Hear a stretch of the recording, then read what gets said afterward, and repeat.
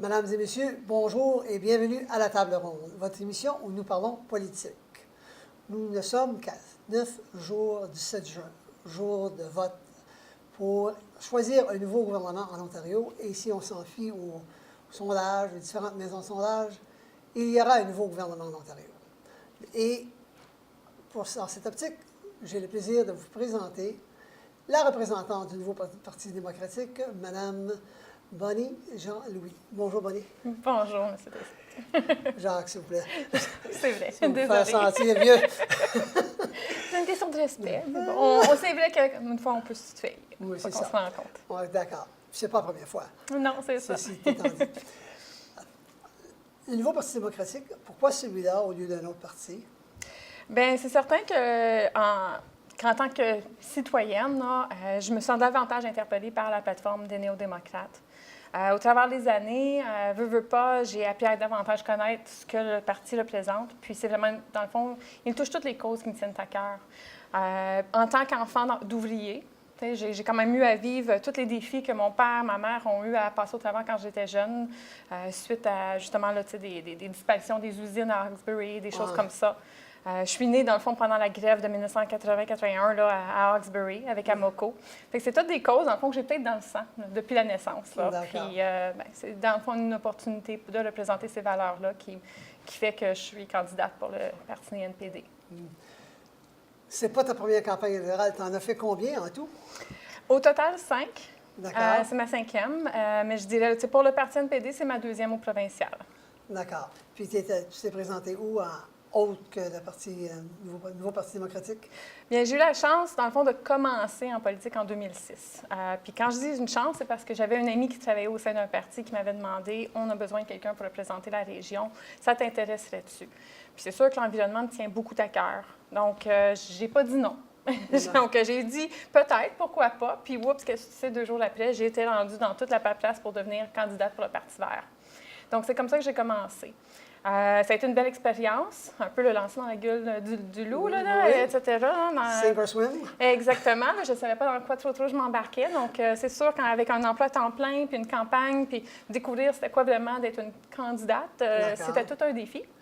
J'ai quand même aimé beaucoup l'expérience. Puis ensuite de ça, bien, c'est là où on a commencé à m'approcher pour me présenter au municipal. Parce qu'on disait, pourtant, là, tu représentes bien la cause, tu as de l'air d'être bien articulé, tu as d'avoir à cœur les citoyens. Donc, pourquoi pas essayer au municipal? Donc, j'ai essayé 2 fois en tant qu'indépendante, là, en tant qu'individu au municipal, comme pour le poste de conseiller à Hawkesbury. Puis, c'était par la suite que j'ai fait un saut au NPD. C'est sûr que ça faisait longtemps. J'avais toujours quand même un peu le Jack Layton à cœur. J'avais vraiment des valeurs à la bonne place. Mais je me sentais pas encore... Tu sais, je me sentais pas à la hauteur du parti. Donc, quand c'est eux qui m'ont approché me disant « Tu ferais une bonne candidate pour nous, viens donc essayer. » Puis là, en 2011, ça donnait que... J'ai dit « Bien, c'est peut-être le moment. » Donc, c'était là ma première fois au sein du NPD. D'accord. Puis, comme bagage d'expérience, qu'est-ce que tu as fait comme travail, éducation, etc.? Bien, c'est sûr que j'ai commencé jeune l'école, au postsecondaire. Donc, j'ai fait assistée collégiale, j'ai gradué en 2000. C'était explicitement dans un cours peut-être plus artistique, donc j'ai une technique en photographie. D'accord. Mais c'est ce qui m'a apporté à vraiment travailler au sein de la communauté. Parce que peu à peu, là, j'offrais tout le temps mes services, souvent là, gratuitement, au sein des organismes à but non lucratif, pour faire des photos lors d'événements, pour faire des photos pour des causes, donc faire des levées de fonds, des choses comme ça. Donc, en participant de cette façon-là au sein des organismes à but non lucratif, en faisant beaucoup de bénévolat, parce que j'ai aussi eu la chance d'être pas candidate, mais participante pour des programmes d'échange culturel avec Katimavik et Jeunesse Canada Monde. D'accord. Donc, ces programmes-là, eux, m'ont apporté à travers le pays et outre-mer pour travailler justement dans le développement communautaire. Donc, avec toutes ces petites facettes-là, j'ai fini par aller prendre dans le fond de formation avec le campus d'Alfred de l'Université de Guelph, jadis. Et puis, j'ai fait dans le fond de formation en développement international. Donc, c'est à ce moment-là que je voulais vraiment... J'étais allée chercher des cours qui se donnaient localement, dans un domaine qui m'intéressait, mais j'ai fait, dans le fond, un transfert des compétences au développement communautaire, ce qui fait que j'avais beaucoup à cœur pensons globalement, mais agissons localement. Donc, c'est un peu pourquoi que, depuis, là, ça fait plus de 15 ans que je travaille dans le développement communautaire. C'est sûr que je suis davantage connue dans la région d'Hawkesbury, parce que c'est principalement là que j'ai travaillé. Mais j'ai aussi eu la chance d'être avec la Maison Tucker ici à Rockland. OK. J'étais avec le ministère des Richesses naturelles là, à grandeur de Prescott et Russell en tant que superviseur là, justement des brigadiers de l'intendance. Ça, c'était en 2011. Donc, on a fait plein de différents projets de conservation, puis c'était des programmes de leadership. Donc, je formais des jeunes travailleurs là, de 17 ans à avoir de nouvelles perspectives d'emploi à long terme là, en environnement, en conservation et en leadership. D'accord. C'est varié et ça t'a apporté à la personne que tu es aujourd'hui. Bien, exactement. Puis, tu sais, je vous dirais, là, dans les dernières années, j'ai aussi eu la chance merveilleuse d'être coordonnatrice pour la ville d'Hawkesbury au service des loisirs, sport, vie culturelle là, et vie communautaire. Là. D'accord. Et donc, ça, à ce moment-là, c'est vraiment là où je me sens davantage, tu sais, à mon plein potentiel. J'ai tendance à travailler avec la communauté pour aller chercher des fonds, développer des projets. Mais je suis allée au niveau de la municipalité. Donc, c'est toujours aller chercher des fonds au niveau provincial. Tandis que là, en tant que candidate, espérer être élue, ça veut donc dire que je suis davantage au niveau provincial, mais à pouvoir permettre à ma communauté d'avoir des fonds pour faire les projets que tout le monde veut à grandeur de Glengarry Prescott Russell. Ça serait intéressant. Certainement. Bon. Ceci dit, le nouveau Parti démocratique a développé, d'ailleurs, je pense que c'est le seul parti qui a vraiment une plateforme. Oui. Les autres ont des choses ici et là. Je dis des promesses, nous, on a un plan, oui. D'accord. Et là, j'aimerais qu'on regarde la plateforme du nouveau Parti démocratique. Certainement. Et l'un des gros points, c'est la santé. Oui. Vous avancez à avoir des médicaments puis des soins dentaires gratuits pour tout le monde. Mm-hmm. Qu'est-ce que ça veut dire au juste? Puis est-ce qu'on parle, exemple, et un plan de médicaments, est-ce qu'on parle de tous les médicaments? Parce que présentement, il y a des plans de médicaments pour jusqu'à 25 ans, pour les aînés. Ça devient compliqué. Mais ça pas couvre tout le monde. Non, puis souvent, on se trouve dans chaque petite craque, là. Tu sais, c'est pas évident, mais quand tu es dans la craque, ça va mal. Oui. Puis, le médecin va te prescrire un médicament, puis là, d'un coup, non, il n'est pas couvert par la province, celui-là. Bien, exactement. Et je ne sais pas pourquoi. Par exemple, là, je trouve ça super intéressant, il y a des nouveaux médicaments pour aider avec le traitement de cancer. Mais ces médicaments-là peuvent être pris à la maison, mais la plupart des traitements qui sont, pour l'instant, couverts par la carte santé, tout ça, il faut que tu ailles à l'hôpital pour faire suivre les traitements. Tandis que là, si nous, on couvre les médicaments pour prendre anti-cancer à la maison, bien, ça l'évite le déplacement. Oui. Ça l'évite de prendre la place à l'hôpital lorsque d'autres enjeux peuvent être davantage urgents. Oui. Et puis, donc, ça permet de vivre une vie plus calme, donc moins stressante, ce qui permet, dans le fond, d'encourager ou de favoriser la guérison. Donc, ça, c'en est un exemple des médicaments qu'on veut pouvoir couvrir. Pour donner un ensemble ou une perspective plus d'ensemble de comment le tout fonctionnerait, j'aimerais ça, dans le fond, réitérer. Tu sais, revenir à la base, c'est que le Parti nouveau-démocrate, NPD, là, le nouveau Parti démocratique, c'est eux qui ont développé justement le système de santé de la carte WIP à travers le pays. Oui. Puis, c'est juste dans le fond d'ajouter davantage de services. Donc, c'est pas de réinventer la roue, développer des nouveaux programmes, c'est vraiment de s'assurer d'ajouter des nouveaux services au sein de ce programme-là pour s'assurer, dans le fond, que, comme les plans dentaires, ce ne soit pas quelque chose qui soit seulement offert lorsque tu es un employé d'une entreprise qui offre ces bénéfices-là. Une fois que il y a un changement de plan, changement de carrière, tu changes de compagnie, tu viens de perdre tous ces bénéfices-là, et donc tu dois recommencer à nouveau. Le concept à la base, c'est de s'assurer que ça suit l'individu et non pas l'employé au travers de l'employeur. Donc, il y avait des meilleurs partenariats avec les différentes entreprises, mais à la base, c'est qu'en tant que gouvernement, on pouvait davantage avoir un point de négociation avec les différentes compagnies, étant donné qu'on avait davantage de gens représentés. Et ça enlèverait une tâche aux employeurs, dans le sens qu'au lieu de justement être chaque compagnie, chaque entrepreneur, chaque employeur gère la gestion d'assurance pour leurs employés, ça enlève un frais, un coût, une charge. Puis dans le fond, c'est que le gouvernement s'assure d'avoir un meilleur pouvoir de négociation, puis offrir ces services-là à la grandeur de la province. Donc, autant pour les jeunes, on vous dit en bas de 25 ans, oui, mais autant les jeunes familles. Donc, quand tu dépasses 25 ans, tu as encore besoin des fois de son service. Oui. Et jusqu'à la retraite. Une fois que tu es à la retraite, des fois, c'est difficile de pouvoir se pourvoyer de ces services-là, des médicaments, tout ça, tu sais, avec la pension. Des fois, ça ne donne pas assez pour pouvoir payer ta résidence, etc. Il y a des gens qui font des choix.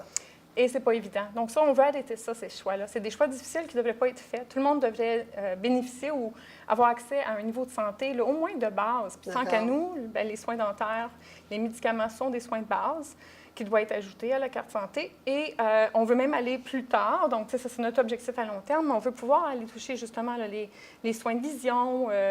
Moi, je veux vraiment prévoir les soins chiropratiques, des choses comme ça. Parce qu'à la base, si on aide les gens quand ils en ont besoin plus jeunes, on évite des coûts à long terme qui sont davantage grands. Là. Oui. D'accord. Puis, vous vouliez venir en aide aux aînés, les soins pour les aînés. C'est quoi exactement que vous voulez faire avec ça? Bien, de un, sans revenir sur les médicaments et les soins dentaires, qui sont justement une autre façon d'aider, j'aimerais dans le fond réitérer qu'on veut s'assurer qu'ils aient plus de 4 heures de soins par jour dans les résidences. La pension comme telle, elle va être augmentée et ensuite de ça, on veut qu'elle soit indexée à l'inflation. On veut aussi passer une déclaration là, justement pour s'assurer que les personnes qui sont en résidence, ceux qui ont, ne pas être séparés de leur conjoint. Donc, d'avoir la chance de pouvoir passer leur fin de vie ensemble. Je parlais de ça avec des gens dans la communauté, puis ils me disaient, dans le fond, tu as vécu 50, 60 ans avec la même personne. Vous êtes, dans le fond, quasiment un bras et une jambe. Là. On vit ensemble, on s'entraide. Et tu tombes malade et tu vas être séparé. Ça ne l'aide pas dans la guérison. Ça ne l'aide pas dans la fin de vie respectueuse et dans la dignité. Donc, pour permettre la guérison, pour permettre un bon moment ensemble, bien, tant qu'à nous, ça serait vraiment essentiel de l'apporter et de s'assurer que ça soit dans la déclaration. D'accord. On va demeurer en santé avant d'attaquer nos sujets. Puis on va demeurer dans les aînés. Il y a des gens qui attendent dans des lits d'hôpitaux parce qu'il n'y a pas de place en résidence. Oui. Je pense que ça fait partie de votre plateforme d'essayer de corriger ça. Et c'est sûr que ça ne se fait pas du jour au lendemain. Mais, non. Mais comment allez-vous corriger ça? Parce qu'il semblerait qu'il y ait des milliers de personnes qui attendent pour des lits de longue durée. Hors des hôpitaux, alors qu'il y a des gens qui attendent pour aller à l'hôpital. Exactement. Mais tu sais, c'est un peu ça, des fois. Il faut régler les problèmes à la base, tu sais, dans la racine, la cause de la racine, tu sais, pour éviter que ça déborde et que ça crée d'autres défis, d'autres problèmes. C'est une des façons, selon moi, qu'on peut vider justement les attentes dans les hôpitaux pour aller dans des résidences. C'est de, justement, gérer ce défi-là avec davantage d'embauche, davantage d'accès, là, justement, à de meilleurs gens professionnels dans le domaine. Donc, c'est sûr qu'on aide au côté éducation, à s'assurer qu'il y ait plus de jeunes qui aient accès à l'éducation dans les domaines, que ce soit en gérontologie ou que ce soit en infirmerie, etc. Donc, si on est capable d'aider les jeunes d'un coup à retourner aux études ou à perfectionner leurs compétences, donc en formation continue, là, parce que, tu sais, des fois, on va aller en infirmerie, puis après quelques années, on aimerait bien se spécialiser en gérontologie, mais on n'a pas nécessairement les sous parce qu'on a déjà des dettes. Donc, en évitant, c'est tellement tout interconnecté. Donc, si on vient à bout d'aller gérer en diminuant l'intérêt ou en abolissant l'intérêt sur ceux qui ont déjà des dettes, bien, ils vont davantage pouvoir se payer peut-être une spécialisation en tant que formation continue. On veut aussi développer des programmes en coop pour s'assurer qu'il y ait davantage de jeunes qui aient accès à travailler sur les lieux pour l'apprentissage. Là, on parle de 27 000 postes de coop. Côté lits, on veut vraiment regarder à 15 000 lits de plus dans les prochains 4 ans, jusqu'à 40 000 dans les années à suite. Dans hôpitaux et résidences? Exactement. Puis, quand j'ai eu la chance de discuter avec des gens de ma région, ce qu'on m'a apporté comme vraiment défi, c'est que c'est pas tout le monde qui veut être déraciné de leur communauté. Donc, on est entouré de régions rurales. Ça serait peut-être intéressant de vraiment regarder à avoir des résidences dans chaque communauté. Donc, que ce soit des mini-résidences peut-être, répondre aux besoins essentiels de chaque communauté, mais dans un concept justement de coopérative, dans le sens que, comme on me disait, c'est que si tu vis dans un petit village comme Saint-Bernardin, aller marcher, c'est pas évident parce que c'est des routes en gravoite, avec la marchette, ça marche pas. Donc, si on fait des résidences où est-ce que le premier étage, c'est tout relié, les chambres avec un couloir, tu as un endroit avec un petit café, ça peut être même une petite pharmacie sur les lieux. Ça fait en sorte que, tu valorises l'économie locale, tu t'assures de garder un petit restaurant, un petit café dans ta communauté, où est-ce que c'est intergénérationnel. Tout le monde vient de faire un tour, donc ça permet la vie sociale, mais aussi de s'assurer que les gens n'aient pas à être déracinés. Donc, si jamais tu es quelqu'un de Saint-Pascal-de-Bailon puis tu veux pouvoir rester dans ta communauté, bien, en ayant justement davantage de petites résidences dans chaque communauté, bien, à ce moment-là, ça, c'est une façon de valoriser l'économie locale puis de développer le côté là, social et intergénérationnel. Puis pour fermer le sujet, c'est pas tout le monde qui a besoin d'aller en résidence. Non. Mais ils ont peut-être besoin d'un peu d'aide à la maison. Yes, exactement. Alors, avez-vous un plan pour ça? Oui, bien, c'est sûr que nous, dans Glengarry Prescott Russell, on a des programmes comme le service communautaire de Prescott et Russell, un organisme à but non lucratif qui, chaque année, dépend de subventions pour pouvoir pourvoyer de leurs services. Donc, puis aussi de bénévoles pour pouvoir justement fournir ces services-là. Donc, que ce soit des gens pour aller faire du ménage à la maison, la papote roulante, juste du transport lorsque tu as besoin d'aller rencontrer le docteur, des choses comme ça. Donc, c'est sûr que le NPD, on a toujours à cœur les causes sociales. C'est que, dans le fond, c'est la base de qui on est, de pourquoi on est en politique. C'est parce qu'on veut pouvoir davantage outiller ces ressources-là qui nous sont chères. Oui. Si tu enlèves les bénévoles, tu enlèves les organismes non lucratifs, la société tombe parce que, dans le fond, elle est soutenue par ces gens et ces groupes-là. Donc, à ce moment-là, nous, on veut vraiment investir davantage au niveau des organismes non lucratifs pour pouvoir davantage pourvoyer ces services-là. Parfait. Donc, on va prendre une petite pause. D'accord. Merci. Donc, Mesdames et Messieurs, je vous prie de demeurer avec nous, car après ça, nous allons revenir avec le sujet qui touche tout le monde, la facture d'hydro.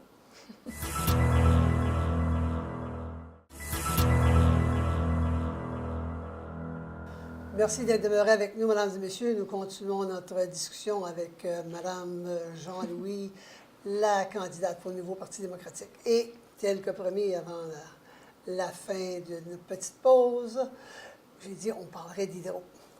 Le nouveau Parti démocratique dit qu'il veut réduire les factures d'hydro par 30 %. Est-ce une grosse commande, faire ça, ou est-ce qu'il y a tellement de gaspillage que c'est gérable assez facilement? Bonne question. C'est sûr que c'est une cause qu'il faut vraiment s'attaquer à, parce que de plus en plus, les gens ne peuvent juste pas se le permettre. Quand on parle avec les gens, surtout en région rurale, les agriculteurs, tout ça, sont au point, dans le fond, de mettre ces factures-là sur leur carte de crédit, leur marge de crédit. C'est quelque chose de juste pas faisable ou qui devrait se faire. Là. Exactement. Là. À un moment donné, il faut vraiment le garder à la base. C'est sûr que c'est un défi qui découle en plus de la vente d'Hydro One. On s'entend 47 % qui appartient maintenant à l'Ontario, donc 53 % appartient à des partis privés. C'est donc plus nous qui avons une décision en ce moment là, sur le point final. Oui. Donc, le parti NPD, ça fait des années de ça. Là. On s'entend, on a lancé des pétitions à grandeur de l'Ontario. Les gens l'ont signé disant qu'ils ne voulaient pas vendre Hydro One. Donc, c'est certain, on veut continuer à se battre pour pouvoir racheter nos parts, s'assurer que ça garde dans la gestion publique, pour s'assurer de gérer davantage, justement, ces coûts-là. Donc, en partant, c'est sûr que c'est un peu peut-être une dépense de la part du gouvernement de dire, OK, on va vous redonner, on veut diminuer de 30 % les coûts. On comprend aussi qu'il y a eu beaucoup d'investissements faits dans l'infrastructure, donc on en est reconnaissant. Mais à la base, on ne peut pas que se fier justement sur l'implication du privé pour pouvoir combler ou pour pouvoir mieux gérer ces finances-là. Puis c'est une perte, dans le fond, d'argent pour le gouvernement quand on a vendu ces parties-là. Là. Donc, on veut vraiment s'assurer de racheter nos parts puis pouvoir, dès le temps partant, là, diminuer de 30 %. Donc, oui, ça c'est un coût au niveau de la province principalement, mais ça permettait justement aux gens d'avoir plus d'argent dans leur poche, de pouvoir mieux gérer leurs finances à la fin du mois. Puis quand on a un peu plus d'argent dans nos poches, on favorise l'économie, on fait rouler l'économie. On peut se permettre des dépenses en famille qui sont, dans le fond, peut-être numéro 2. Parce qu'on s'entend, on ne peut pas couper l'électricité. C'était la base. On se chauffe par ça, on s'illumine par ça, on a besoin. On se nourrit avec l'électricité. Donc, tu sais, c'est vraiment la base. Puis nous, ben, le Parti néo-démocrate, on veut vraiment s'assurer que la base elle soit accessible à tous pour enlever ce stress-là qui est quotidien dans nos familles, puis s'assurer qu'on ait davantage d'argent dans nos poches pour pouvoir faire rouler l'économie avec d'autres dépenses qui sont peut-être superflues, on s'entend.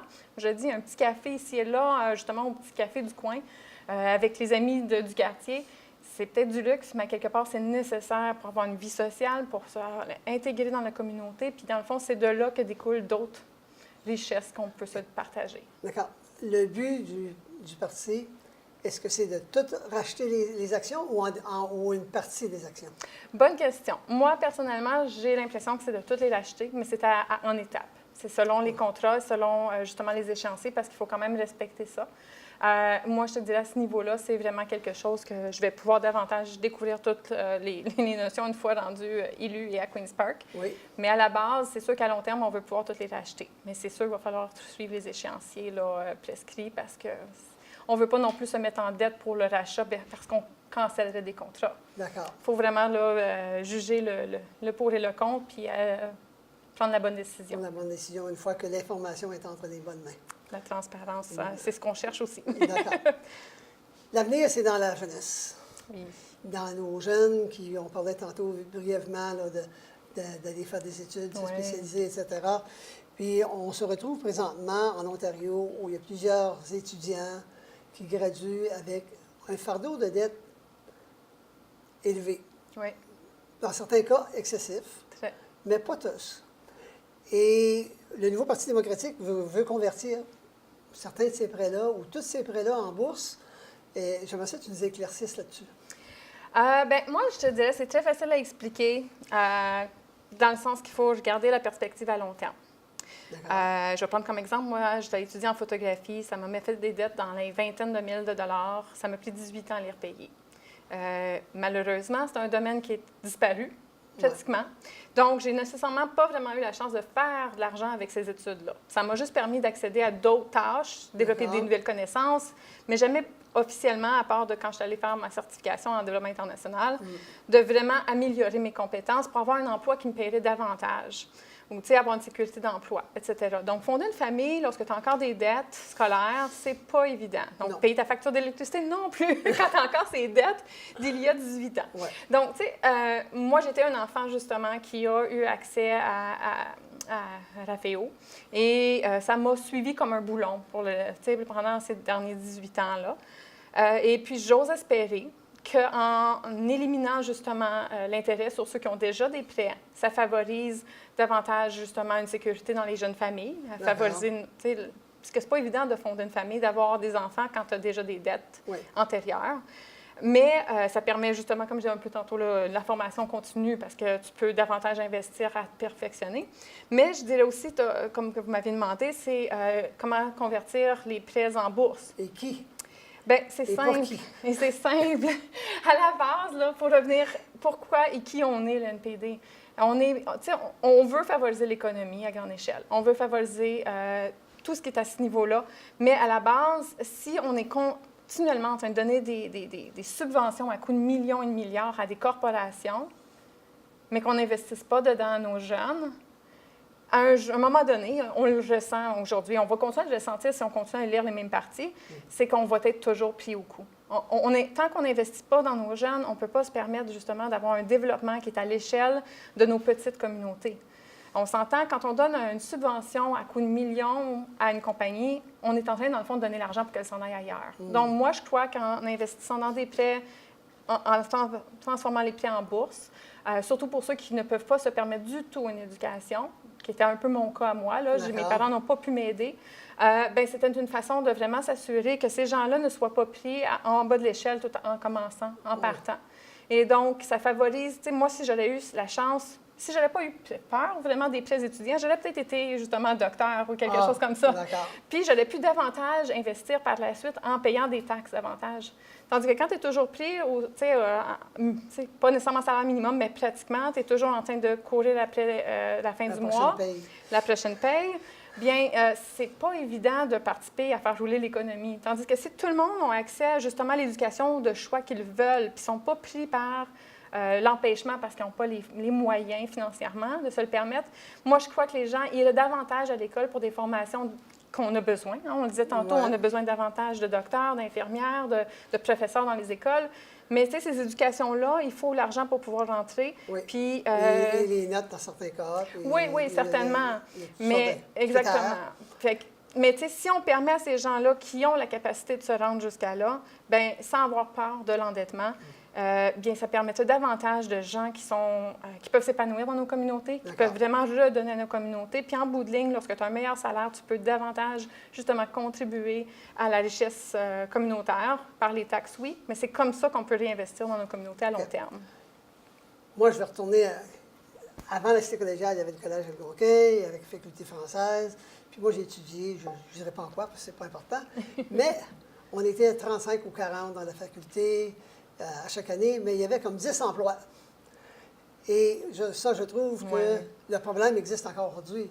Tu étais un peu une victime de ça. Peut-être que ce n'était pas prévisible, mais dans certains cas, il y a des facultés qui sont ouvertes, qui acceptent 150 personnes peut-être, et puis il y a de l'emploi pour 25 personnes. Oui, Il y a un ménage à faire là. Oui, oui, oui. Puis une réorganisation aussi, peut-être des priorités, etc. Moi, ce que j'entends parler, c'est qu'on va dire on a un besoin dans un tel domaine, mais le cours ne se donne pas justement s'il n'y a pas assez d'inscriptions. Oui. Donc là, tu as des cours qui sont nécessaires et essentiels versus d'autres cours, peut-être, comme vous dites, qui en acceptent plus, mais qui en a moins qui en sortent. D'accord.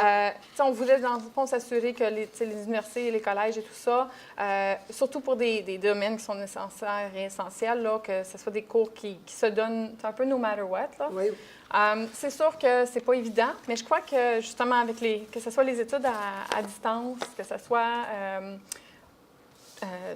davantage se concentrer justement avec l'éducation en français, on va davantage pouvoir justement là, s'assurer que ces cours-là s'offrent davantage, tout dépendant du besoin, là, parce que justement on ne veut pas non plus surcharger les domaines qui peut-être sont moins en demande.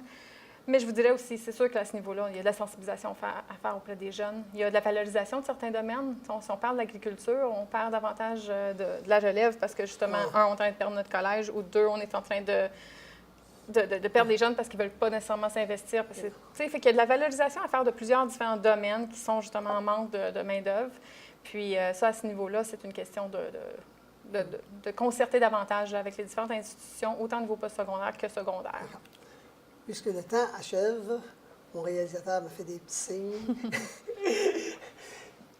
Est-ce que tu aimerais dire quelque chose aux gens de Clarence Rocklin et de Glengarry Prescott Russell avant que je clore cette session? Qu'on se termine notre rencontre. Bien, certainement. Moi, j'ai une cause qui me tient beaucoup à cœur. C'est sûr que ça touche peut-être un petit peu moins le Clarence Rocklin, mais je vais faire une petite histoire vite faite. Là. Mon premier enfant, je l'ai eu à l'hôpital Montfort parce que c'était le seul endroit où une sage-femme pouvait offrir ses services dans un soin hospitalier dans la région. Donc, il a fallu que je passe par Rocklin pour me rendre à Montfort et la 17, hein, on s'entend, pogner dans le trafic le matin en contraction, c'est pas évident. Deux solutions pour ça. On s'assure de faire l'agrandissement de l'autoroute. Mais pour vraiment être bien honnête avec vous, moi, une de mes causes que j'ose espérer pouvoir vraiment porter à Queen's Park et transformer Glengarry Prescott Russell, c'est d'amener un centre de naissance dans la région. Donc, s'assurer que toutes les femmes, toutes les nouvelles familles aient accès à une sage-femme. Parce que là, en ce moment, il faut faire appel à des sages-femmes en ville. Et c'est pas évident de les faire venir dans notre région. Ou c'est pas évident de pouvoir avoir accès à faire un accouchement à la maison, de pouvoir enfanter nos enfants directement dans le lieu qui est le plus sécure, le plus confortable, puis permettre des enfantements, des accouchements au naturel. Cette fois-ci, j'ai eu la chance de le faire avec ma petite fille. J'ai accouché chez moi, dans l'eau. C'était la plus merveilleuse des expériences. Ça m'a permis un épanouissement que je n'aurais jamais imaginé, un empowerment là, comme total. Puis, j'ose espérer pouvoir porter ça pour la plupart des femmes avec qui j'ai parlé qui m'ont dit « je ne savais même pas que c'était possible ». Donc, pour moi, c'est quelque chose que je veux apporter dans Glengarry Prescott Russell, c'est de m'assurer qu'on ait un centre de naissance pour permettre les sages-femmes de venir s'installer dans notre communauté et offrir leurs services à grandeur de Glengarry Prescott et Russell. Bon bien. Merci beaucoup, Bonnie. Avec plaisir. Et j'espère que vous allez voter pour moi. Je ne peux me prononcer. Exact, exact. Bon, sur ça, mesdames et messieurs, moi, je vais clore en... Parce que je suis allée voir des différents résultats des maisons de sondage et je peux vous dire qu'il y en a une qui s'est fait, un sondage qui s'est fait entre le 25 et le 27 mai, qui mettait le Parti progressiste conservateur de retour en avant, mais il y a deux autres sondages qui ont été relâchés ce matin. Et là, tout d'un coup, c'est le nouveau Parti démocratique qui est retourné à l'avant. Excusez-moi. Le point d'interrogation que plusieurs maisons de sondage ont, c'est la répartition de ces votes-là. Donc, ils sont concentrés à un endroit, ça va favoriser le Parti progressiste conservateur. Est-ce que ça va être le gouvernement minoritaire, majoritaire, ou est-ce que les gens vont aller voter? Ça, c'est autre chose. Donc, si vous voulez supporter le nouveau Parti démocratique, vous devez faire l'effort d'aller voter. Oui. Donc, sur ça, mesdames et messieurs, et qu'importe le parti que vous voulez supporter d'ailleurs, je vous dis merci et je vous dis à la prochaine.